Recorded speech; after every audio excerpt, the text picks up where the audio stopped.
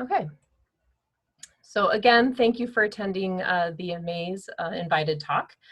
For those of you who may not know me, my name is Katrina Yetzi-Woodley. I'm an anthropologist and one of the co-founders of AMAAZE. AMAAZE is an international consortium here at the university that brings together anthropologists and mathematicians to address questions in anthropology. I'll put the link in the chat in a little bit so that you can visit our page if you'd like. Today, we are hosting a talk on the repatriation of the Mimbres cultural materials currently housed at the Weizmann Museum. And Dr. Kat Hayes and Matt Edling are our presenters and have been active members of this initiative since at least 2018 and maybe as early as 2016. Fortunately, they are here and can provide us a better history of the initiative. Matt Edling is the lab manager for the anthropology department here at the University of Minnesota.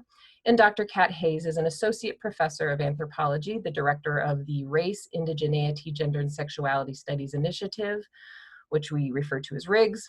And she's also the affiliate faculty in American Indian Studies, as well as in the Heritage Studies and Public History program. So I'd like to say thank you to Kat and Matt for being here today. And with that, I will turn it over to you. Okay, thanks, Katrina. Yeah, thanks for having us. Yeah. Just looking at the folks in the room, some of you may have heard some or all of this before, so hopefully it won't be too much repetition, but we also put together this version of the presentation with the idea that some folks may not know the legal context in which this is happening, so spending a little bit more time talking about as well. So I will go ahead and share my screen.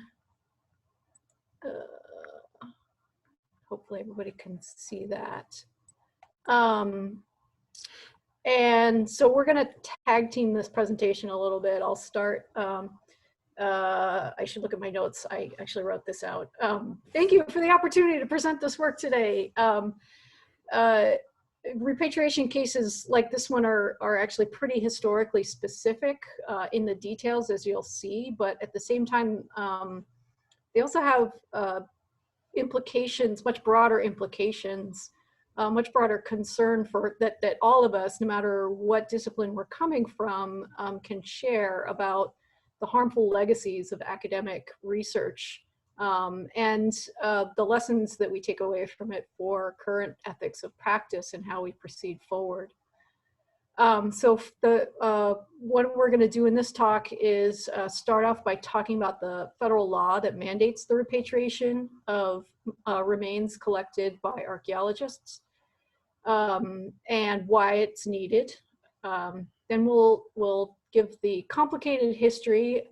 Matt's going to cover that, the complicated history of the Mimbres materials that we're working on and the work that's required to comply with the law. Including broad consultation, so we'll talk about the consultation process. And we'll talk a bit about how archaeological and museum practice have contributed to the problems of how to repatriate. So not just the failure to do so, but how our own historical practice has made it very difficult to do. We'll conclude with some thoughts about the implications for research ethics more generally. And hopefully I'll keep to good time here so that I don't run over.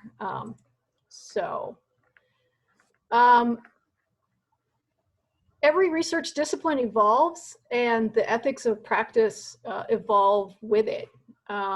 While many of us teach that intellectual and disciplinary history teach about intellectual and disciplinary history as a way of explaining why we do things the way that we do them now in response to what was happening before. Far less frequently do we actually hear or teach about how to repair the damage that's inflicted by our predecessors. So usually it's like we don't do that anymore, but we don't actually, have any particular obligations in the current moment. But the history of archaeology and anthropology have left a pretty material legacy of harm. And in that we have collected or extracted an enormous volume of material culture and human remains without regards to the communities who still feel very much connected to them. This is especially true of Native American materials. It's not exclusive, but this is in American archaeology. This is hands down by far the most impacted and harmed population, if we want to think about it in those terms. For much of the 19th and 20th centuries, we collected these materials with the underlying sense that Native people were largely gone or on their way out, and therefore that the artifacts and even their ancestors were best studied by researchers to understand the past. Ironically, ignoring the fact that there were living communities who would have been very happy to tell them about that past, but nobody bothered to ask them.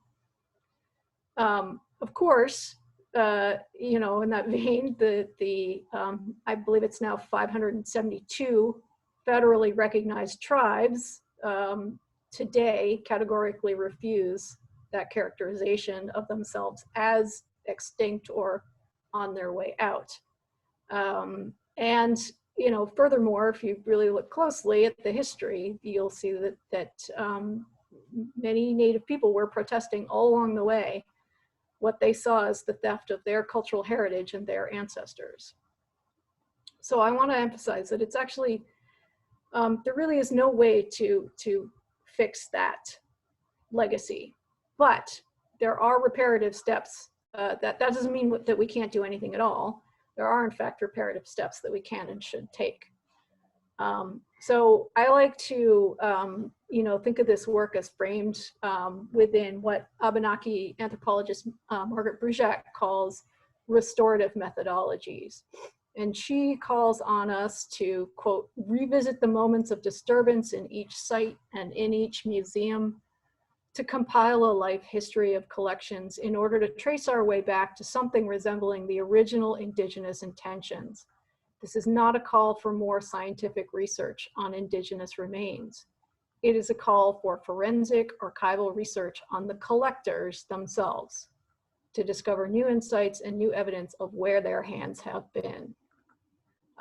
And she also notes, when that is done, we must also insist that all indigenous descendants, and not just those who are federally recognized, be active participants in determining what happens next. So the problem is so bad that Congress actually, and not every discipline can say this, but Congress actually passed a law to prompt this reparative work, and that is the Native American Graves Protection and Repatriation Act, which was passed in 1990. This law was prompted by a tipping point in American Indian activism. As I noted before, there's a long history of communities protesting, but at this particular tipping point, which followed the realization that the Smithsonian Institution alone, just one institution, held the remains of over 18,000 American Indian ancestors. As a side note, I use the term of ancestors deliberately to keep us reminded that these are people's ancestors. It's dehumanizing to refer to them as specimens, and those activists have insisted on the fact that we should not dehumanize them. Because of the sheer numbers, and to further contextualize this, to date, through NAGPRA, nearly 200,000 individuals have been reported. That's not to say that that's all there are, but that's how many have been reported under NAGPRA. So the law is, because of these sheer numbers, the law is really regarded as human rights legislation, right? This is not, as some people have characterized it, as an anti-science law. It is not a religious protection special interest law. It is human rights law, because no other group in this country has been subjected to the same level of lack of care and protection and theft of their ancestors and their cultural materials. It's a long, it's a long history. And so I just want to quickly walk you through the pieces of the legislation that are and the process that was created by the legislation that are relevant here. First is it's required that all federal agencies and museums conduct inventories of their holdings for anything that would be Native American human remains or cultural materials. And museums, by the way, are defined as any repository which has received federal funding in the past. So an anthropology department, that is a museum under NAGPRA. If they're a repository and they are part of an institution that has received federal funding. So that's, people get tripped up by, but we're not a museum. Actually, under the law, you are a museum.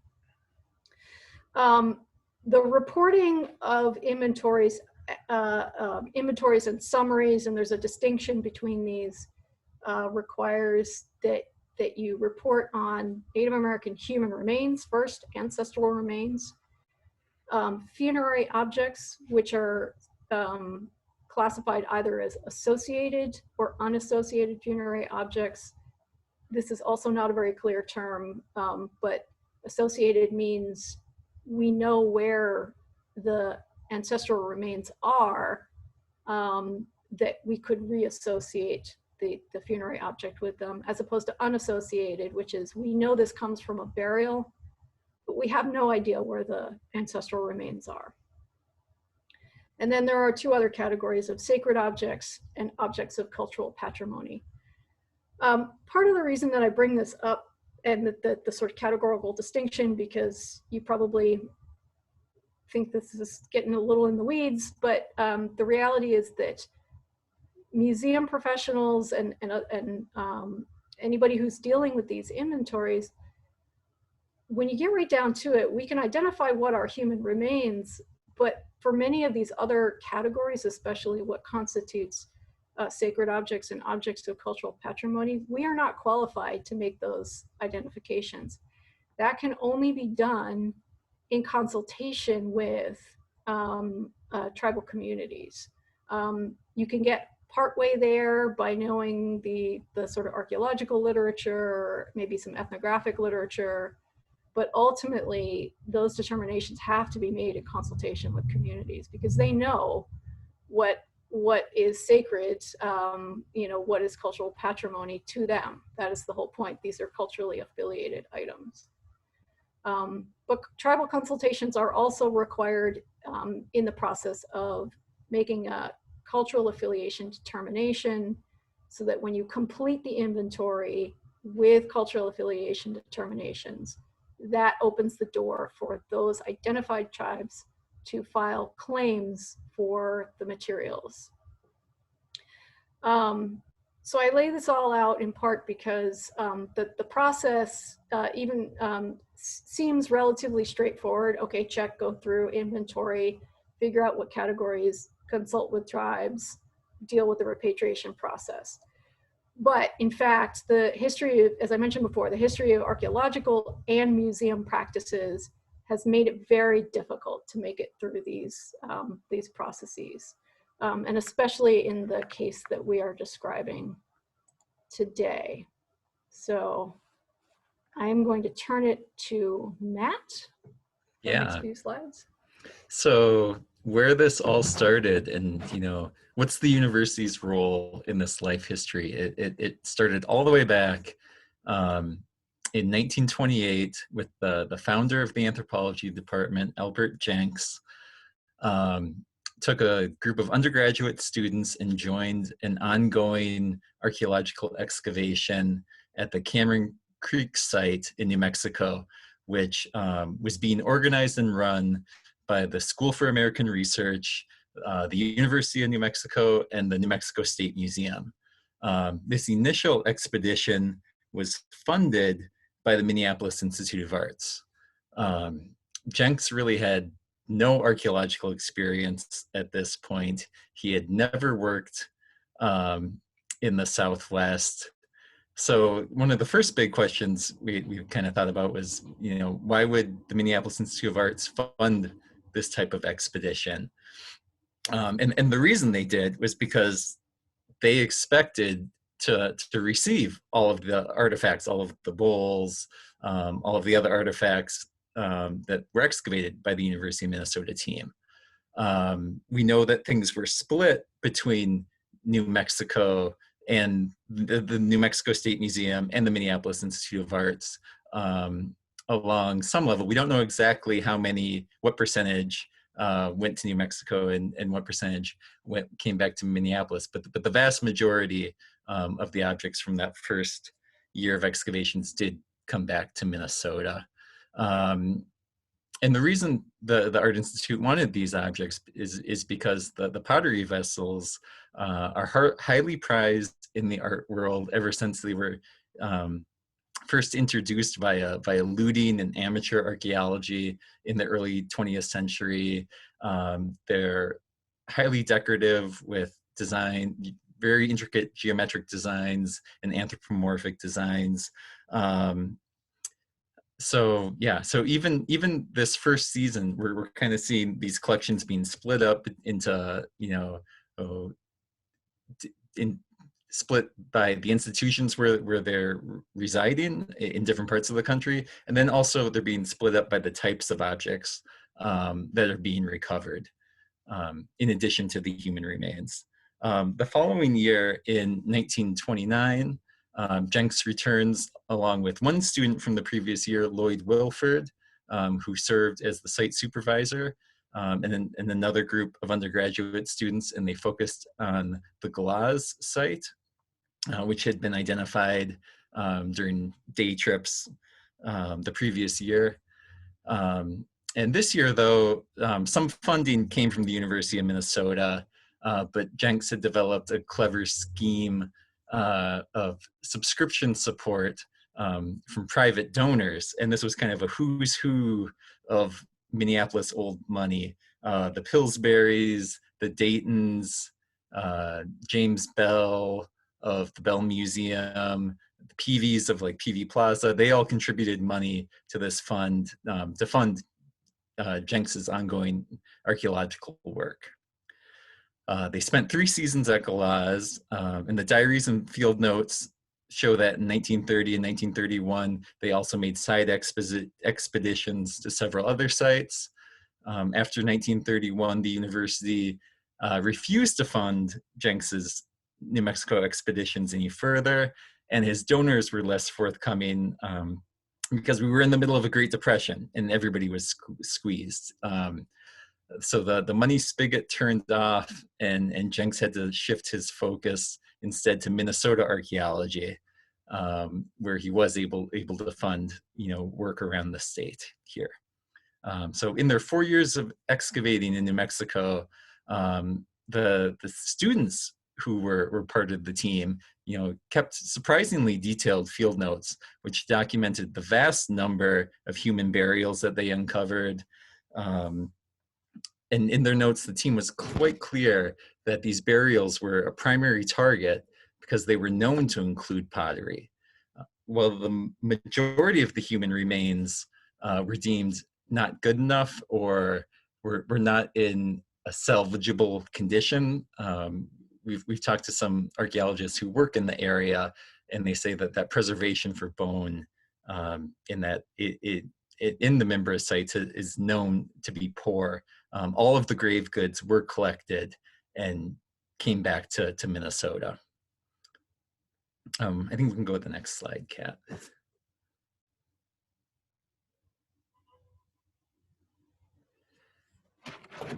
So then over the years, the artifacts and ancestral remains from the Mimbres sites were not really well cared for by the anthropology department here at the university.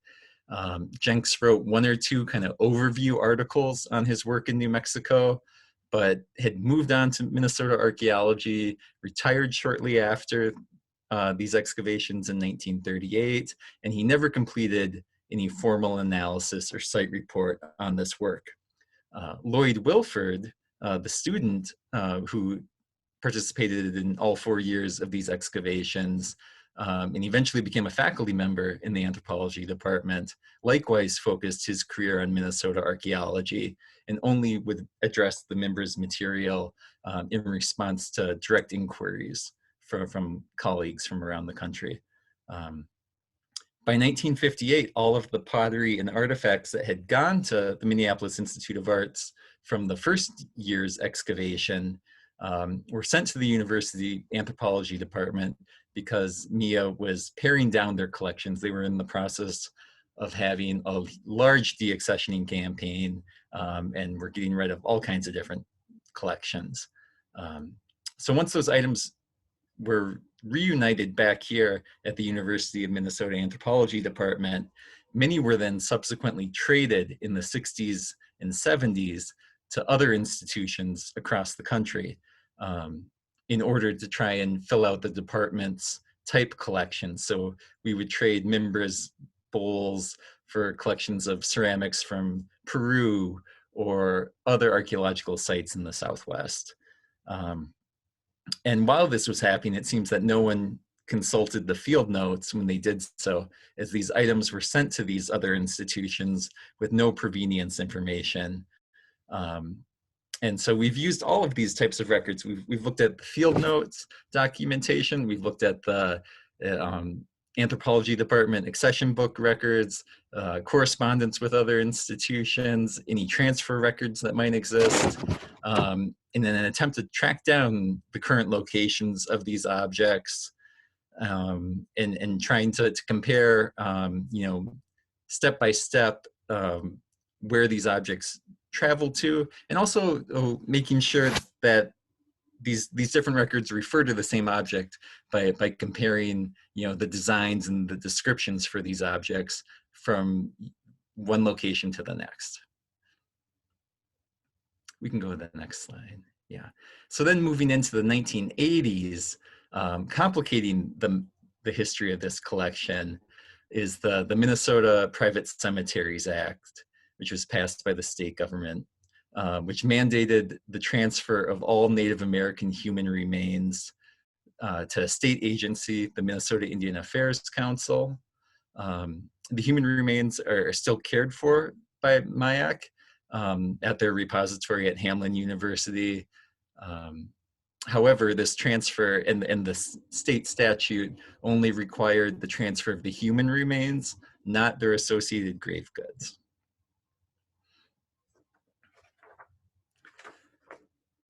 And so 2 years after the passage of NAGPRA in 1992, the remaining Mimbres objects, all of the artifacts, all of the bowls, all of the associated documentation, photographs, field notes, all of that stuff was transferred from the anthropology department to the Wiseman Art Museum. The Wiseman Museum took this collection of materials and produced a NAGPRA summary, but it seems they didn't do a very good job researching the records that went along with these collections, which showed that instead of a summary, an inventory, a full inventory of the collection was required and needed to be published.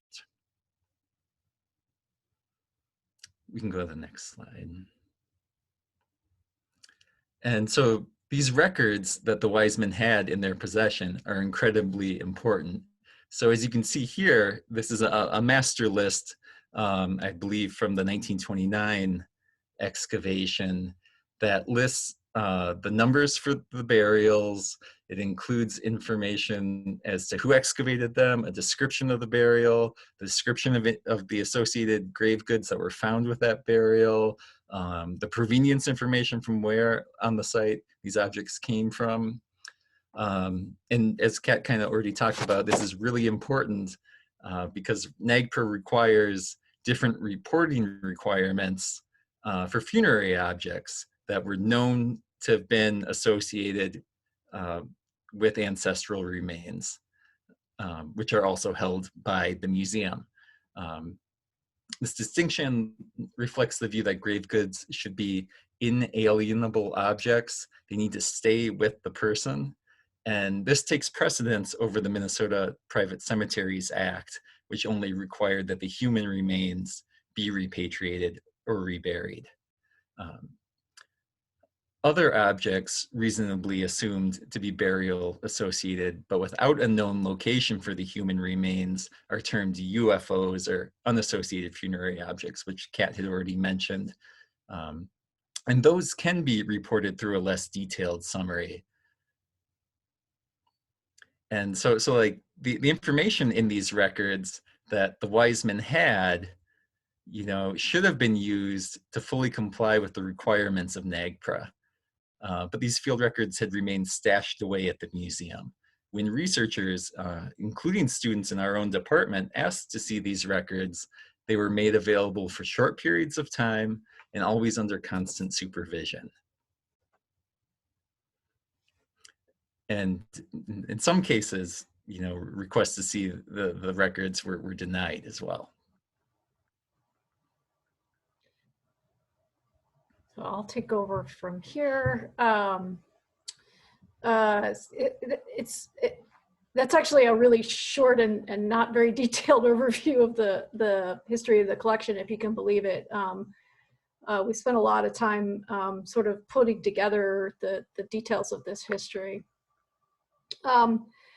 But in that sort of last piece with the sort of failure to consult records in order to put together the inventory, it can seem like we're talking about this as if the blame for not complying with NAGPRA falls entirely on the Wiseman Art Museum. But that's not entirely fair to say, right? Let's be honest, they have been fairly resistant. However, the treatment that this collection received while it was still in the care of the anthropology department actually made it possible for them to evade some of the requirements of NAGPRA by making, by not caring for the records, basically, by splitting things apart. This really reflects a weakness in the law, which is described really well by Brujak in the quote on the slide here when she says that NAGPRA, quote, places the ultimate responsibility for accurate reporting in the hands of the very institutions that desecrated and disconnected native grave sites, with a mandate to report on the present but not the past state of the collections, end quote. So, in essence, that means that the processes and the regulations for the law make certain kinds of assumptions about what museums do with collections, and they assume that they're taking very good care of the records. They assume that they are not splitting apart collections, right? So the idea that human remains and their funerary objects should not be separated from one another is a pretty common protocol among Native communities, but it is not at all a common protocol among museums and anthropology departments. Because really, I mean, for the archaeologists in the group and other kinds of researchers think about these things in the same way, we all know that archaeologists like to group things by type, right? So we're not concerned about the assemblage so much as we're concerned about pottery. What does all the pottery at this site look like? Or stone tools, or botanical remains, or something like this. And they're not accustomed to thinking about how those things need to stay together in order to retain the deep meaning that they have. Scientific perspectives tend to objectify remains. They don't recognize the importance of the whole rather than the individual objects. And as Matt mentioned earlier, there's this practice in particular of creating type collections, right? And type collections, one of the kind of insidious implications of a type collection and the way that they're created is that they're very useful for our research in identifying different types of artifacts, but they're usually created out of materials that are considered to be excess, right? So the trading that goes on back and forth between institutions is because there's this sense that, well, we have so many of these pots. We don't really need to keep all of them. They're not necessary. And so there's a sort of failure in the duty of care that the institution needs to have to the collection as a whole when they treat things in this fashion. And as we saw in this case, like these pots went all over the country. You know, we've been in touch with a number of different institutions in tracking them down. So, so for us, an important in realizing that and realizing the complex life history of this collection, it became really important to us to not just meet the baseline requirements of the law, because that's really not doing enough to address and repair the damage that's been done. So our approach is to go beyond the requirements of the law and work to the standard of what the affiliated tribes actually want and need from us.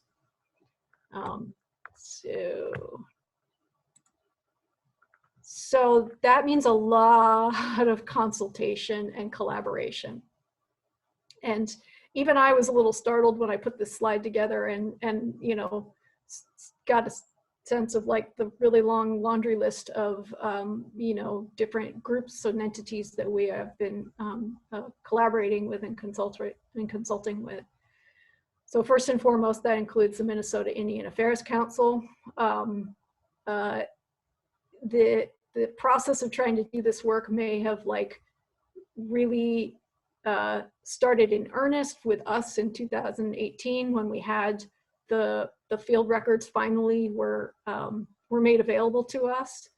I'll be honest as well, I submitted a request for those in 2016. It took the Wiseman 2 full years to digitize those records. They were really slow walking that one. But MIAC has, and we have correspondence of this, has been pestering the university and the museum for decades to do this work and have been ignored. But we are now in collaboration with them, especially because they are doing a kind of parallel inventory of the ancestral remains to make sure that we know what is matching up, who is matching up with what objects in the museum. We have collaborated very closely with the Registrar of Collections at the Wiseman Art Museum. You definitely need to have allies within that museum in order to get this work done, because otherwise we wouldn't have gotten anywhere. And now we have much broader support within the museum for the work.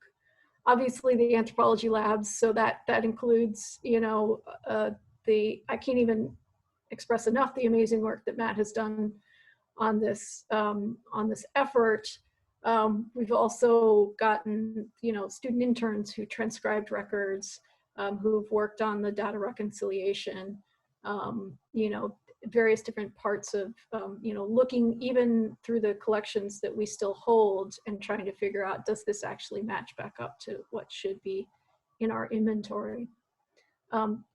As to institutions where we know some of our funerary objects to have gone to, that includes the Science Museum of Minnesota, University of Colorado Natural History Museum, the Milwaukee Public Museum, and the Museum of Indian Arts and Culture in New Mexico. These are just the ones that we know to have, although Science Museum is a little iffy at this point, but these are the ones that we know to have associated funerary objects. And that means that before we can repatriate, they need to be reunited. Those objects need to come to Minnesota to be brought back together with the ancestral remains before they can go to be reburied. There are several other institutions that we know to have some of our objects. Princeton Art Museum, Yale PBD Museum, Fenimore Art Museum. We've had conversations with a number of different institutions trying to track Cleveland Art these. Museum. Cleveland Art Museum, thank you. Matt has the latest list in his head at all times. Of course, a really important critical piece of the process is the consultation. So starting in summer of 2019, MIAC and myself and Emily Briggs participated as well, did an initial, went to New Mexico and did an initial set of visits with tribal historic preservation offices for the tribes that had already been identified as culturally affiliated by MIAC, because they had filed their own inventory a long time ago. So we can say that there are at least 3 tribes that are putting themselves forward as the most likely to do the work of repatriation, and it is a lot of work for them. That would include the Hopi tribe, which has reached out to the museum numerous times over the years, Zuni Pueblo and Pueblo of Acoma. So those consultations are ongoing. We are still talking to them, you know, and updating them on the inventory process that we're going through. And then because institutions often are slow to comply with processes that they know will cost them money, or, you know, just cause them trouble in general, you know, there's I call it institutional inertia. Like, you have to really make it evident to large institutions the reasons why they should engage in this time-consuming and costly process. And so a really important piece of my own consultation work has been with the Office of General Counsel at the university, to tell them that the university is out of compliance with the law, and that here are the consequences of them not coming into compliance with the law. And that includes things like civil penalties. You know, these can be you know, monetary penalties that are levied against the institution, but also a continued failure to comply with this law could jeopardize all the federal funding for the university. The government can decide that until you come into compliance with this law, the University of Minnesota will receive no federal funding. That makes them listen. It's too bad that that's what it takes to make them listen, but there you have it. Also talking to the provost, the Office of the President, the Senior Director of American Indian Tribal Nations Relations, a whole slew of folks at the university in order to push this work forward. And so finally, at this point, we are actively trying to wrap up the inventory process, while also continuing consultations with a group of mostly Indigenous faculty members to oversee the process and make sure it's being done the right way. So I do feel like we are making progress on that. I don't want to run through too much more time here, but I just put these up here as, you know, in closing, like, implications beyond anthropology, because there are implications for academics and research ethics in general. You know, I hope it's apparent in this discussion how much documentation matters.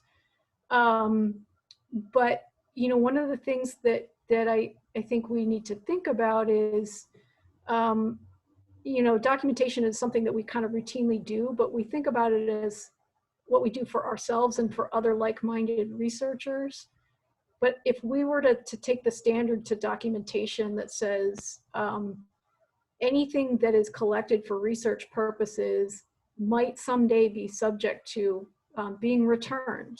What if we were to consider all of the intellectual property that we collect to be on loan, and therefore the documentation has to be accountable to, you know, future communities to whom it might need to be returned, or places where it needs to go. You know, I think we all know institutions get careless when they think that things are permanently part of their collections, and they don't necessarily take care of them. So the second is just more generally about what other kinds of the ethics of research and other kinds of disciplines where we don't typically think that we're working with communities, but we really probably should be thinking about this. And that's where I think about the Earth Sciences Department and geology as a field with a very colonial history when you really look at it. The fact that geological survey historically in this country has taken place in the context of both military expeditions, but also surveying for land seizures, land appropriations, and the displacement of native communities. Geologists also tend to collect things when they're doing their field surveys, and there are things that turn up in their own departmental collections that are both cultural materials but also natural materials that might have a lot of cultural significance that they're not thinking about. And one just quick example of that would be pipestone, which is really, really deeply significant and sacred material to Dakota communities, for example. So, in sort of forward-facing research, what would it look like for all of us to adopt the standard of free, prior, and informed consent, meaning anything that we collect has to meet this standard, and understanding the communities that we need to have that prior, free, prior, and informed consent. And I can talk about that more afterwards in the Q&A if people want to know more about that. But it also causes us to think about, you know, NAGPRA only covers actually a sort of limited set of materials for repatriation, but there's a whole lot of other material that universities collect or extract, researchers can extract, some of it intangible, but could equally be thought of as subject to repatriation if we really were more capacious in our thinking about that. And then finally, interdisciplinary collaborations. You know, thinking across disciplines helps us to really identify these potential ethical issues. You know, kind of the primary, you know, the most beautiful example I can think of this for this is the rising, the emergent work in the field called Indigenous Science and Technology Studies. It's brilliant, some of the work that's coming out of these research communities where there is science and technology work that is driven by Native community needs and desires, and is accountable to community protocols and needs as well. So those are the kinds of models that we can look to for collaborations across, you know, ethnic studies to more of the sciences, for example, that can kind of point a new ethical path forward for us in the work that we do. So I think I'm going to stop there, shut up, and let people ask questions. And I will stop sharing my screen. All right, well, thank you so very much, Matt and Kat, for sharing this information with us. We're really glad to have the opportunity to share that, this sort of discussion in AMAAZE. And I'm happy to say that the co-founders of AMAAZE, Peter Olver and Jeff Calder, who are the mathematicians, represent the mathematics side, are here in support of this meeting as well.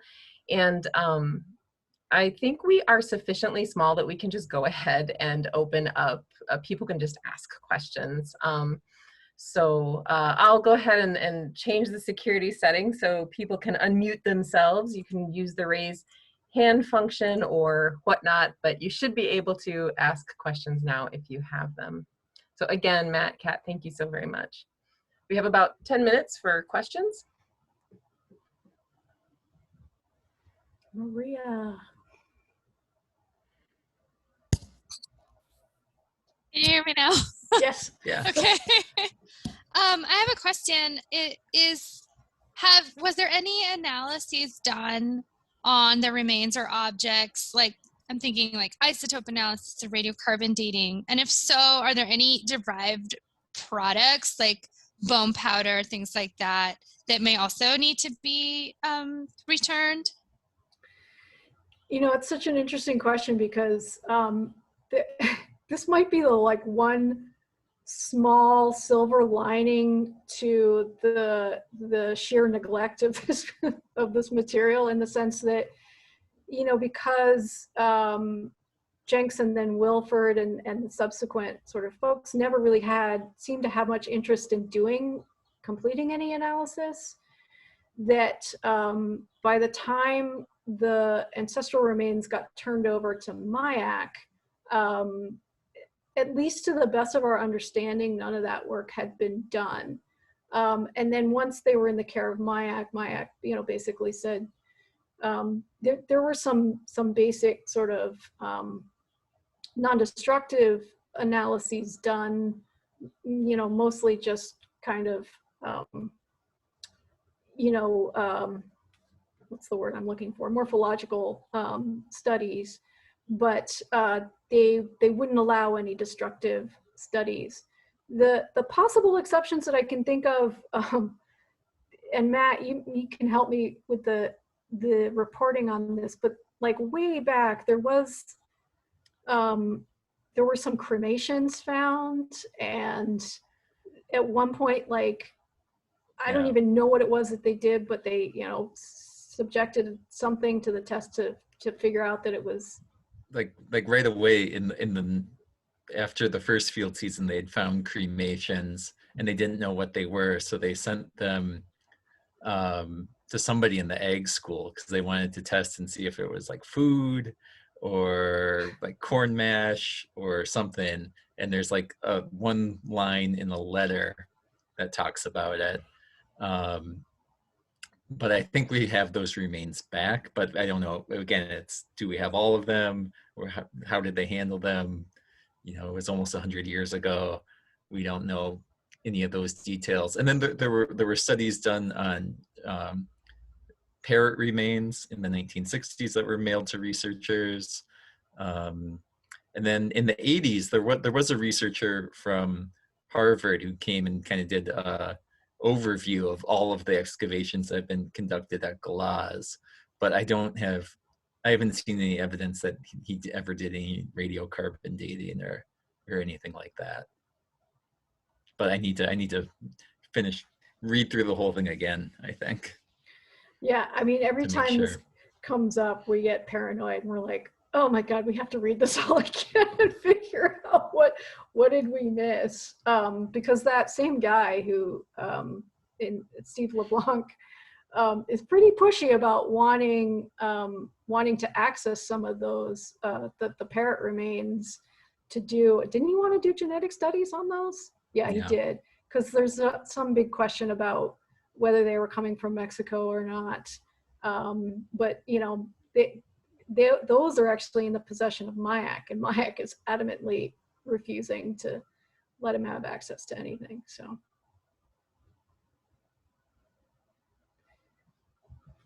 Thank you. I have like 10,000 more questions, so like let's open it to other people. Okay. Does anybody else have a question that they'd like to ask?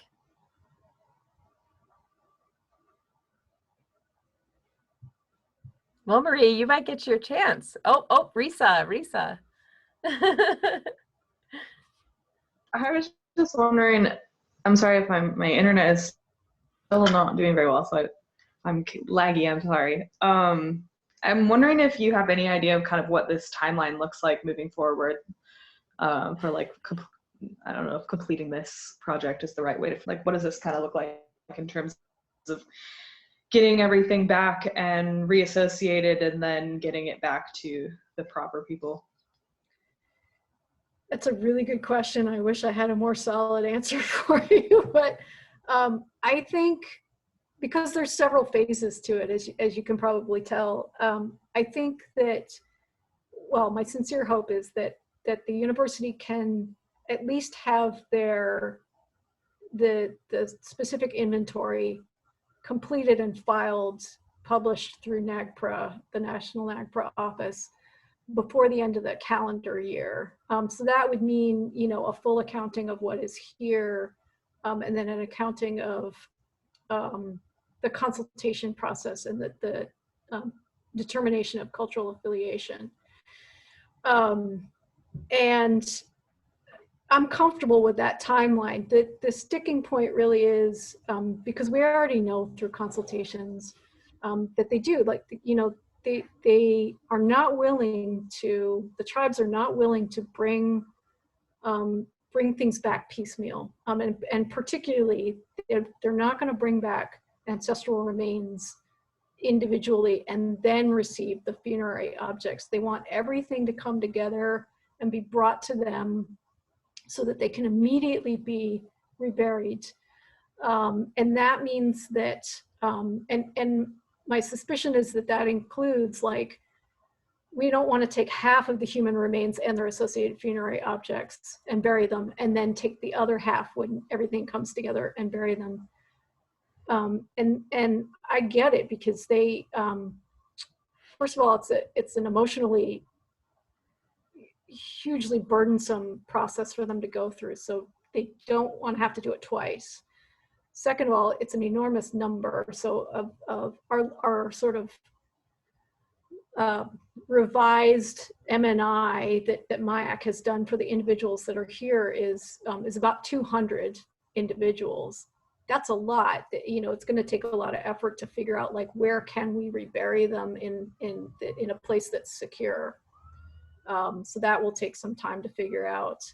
And then there's the issue of bringing all of those AFOs, the associated funerary objects, that we know to be in other institutions. We have to negotiate with them as to, and fortunately so far they seem pretty willing to go there, but they have to actually physically deaccession the object, send it to us so that we can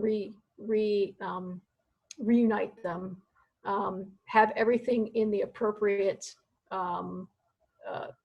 what's the housing, I guess is the term that we would use in sort of museum settings, right? But, you know, in the proper materials, like, they're very specific about, if you have associated materials, don't put them in plastic Ziploc bags, because we don't want to have to stop and open plastic Ziploc bags. They prefer them to be transferred in biodegradable bags that they can just put into the ground and make it as seamless a process as possible. When you hear the tribal historic preservation officers talking about these things in those very pragmatic terms, and you realize, like, they've done this before, they know how exhausting it is. We've also been told, for example, that depending on the time of year, once they do this process, they are no longer allowed to go into their fields. So any agricultural work that they have yet to do during the season has to fall to somebody else. So this is getting a little far afield of your question there, Risa, but it, you know, it speaks to the sort of, you know, broader coordination piece of it. So I would say it's probable that reburial probably will not ultimately happen for at least a few years while we figure out all of these moving parts to bring things back together. And I have a piece of paper hanging directly over my computer here that has a list of 7 associated funerary objects that we have yet to find. And it may be that until we find them, we can't do this process. So. Yeah, and the majority of those objects never came back to the University of Minnesota, to the best of our knowledge. They're objects that we think were kept at the New Mexico State Museum, which is now the Museum of Indian Arts and Culture in Santa Fe. And so we're trying to coordinate with them and getting them to do a full and complete search of their massive collection of Southwest pottery, looking for these 7 bowls that we have images of. And it's possible that they sold them to private collectors too. Right, without any documentation, we were able to track down a collection of bowls that ended up at the Cleveland Art Museum, that the Museum of Indian Arts and Culture had no records of being sold or transferred, but the Cleveland Museum had records that they had purchased these bowls in like 1934 from the New Mexico State Museum. And that was because the president of the New Mexico State Museum was also the president of the School of American Research. And so they were kind of willy-nilly, sending things wherever. Yeah. And so we're on a big hunt trying to track these things down. Yeah. Thank you. So Sarah, do you have a question? We have time for one more question. Yeah, I was wondering if any non-federally recognized Indian tribes or Native tribes have made claims and if they are being addressed. So, no. Under NAGPRA, as you may know, NAGPRA actually, unfortunately, only mainly applies to federally recognized tribes, especially in the determination of cultural affiliation. There has been a rule change that allows non-federally recognized tribes to request human remains that they, assert a connection to for reburial. But here's the real kicker part of it is that rule does not apply to associated funerary objects. So, if their protocols say that human remains can only be reburied with their associated objects, then the law does not help them. So you have to depend on an institution to be willing to do that. Institutions are free to voluntarily repatriate. They don't have to do it under the sort of dictates of the law. In this particular case, it has been asserted by other institutions. Harvard Peabody Museum has been a big propagator of this particular line, but that in fact there are Native communities, indigenous communities in Mexico that are related to the Mimbres culture, because let's face it, people move around. There are going to be actually quite a lot of people who can legitimately sort of say that Mimbres is ancestral to them. This has often been used as a rationale not to repatriate because, well, we don't want to miss somebody. And particularly, tribes south of the border are not, NAGPRA doesn't help them. So, but in our experience in doing the consultations with tribes, and sometimes this has come up, what you learn is that they're all talking to each other. It's not like they're in competition. This is not an issue of like, I want to get these pots, and some other tribe says, no, I need to get those pots. It's like a shared obligation to care for the ancestors. So collectively, I have heard nothing that says that one tribe is going to object if another tribe steps forward and says, we will do the reburial. They say, as long as they're cared for appropriately, we just want the work done. So in this particular case, there might be other cases where that does happen, but again, it's not our responsibility to decide. We don't negotiate that. The tribes negotiate that amongst themselves, or the National NAGPRA office does mediation. But it's not the institution's role to decide, that one or the other tribe is more deserving. That's not our place. So, but it's a really good question. All right, you guys, Thank you. Oh, sorry, Sarah. We are at time. I just want to extend a thank you again to all of you who attended. I again want to thank Peter and Jeffrey. Sorry, it says Jeff, for supporting this opportunity through AMAAZE with me. And then last but of course not least, Matt and Kat, thank you so very, very much for sharing your experience, your expertise with us.